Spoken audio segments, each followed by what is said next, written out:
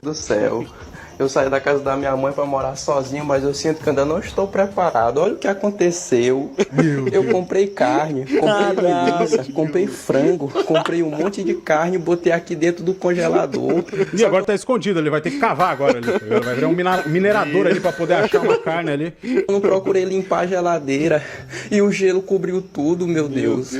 Já tá com 3 dias que eu botei O ela. cara tá chorando, velho. Imagina, o cara comprou carne, tá morando sozinho, precisa comer, tá com fome. Como é que... Ele realmente vai ter que cavar, tá ligado? Não, mas lá em casa tinha uma dessa aí, tu pode desligar, ela fica 2 dias com gelo assim, cara. Ela tem que deixar ela com a porta aberta e um ventilador na frente ainda. Uma coisa que eu acho que deve funcionar é o secador de cabelo. Vai ter que ficar um dia inteiro. Não, deixa ali, amarra ele ali, tá ligado? Deixa ele lá na frente e vai no pedir um iFood, né?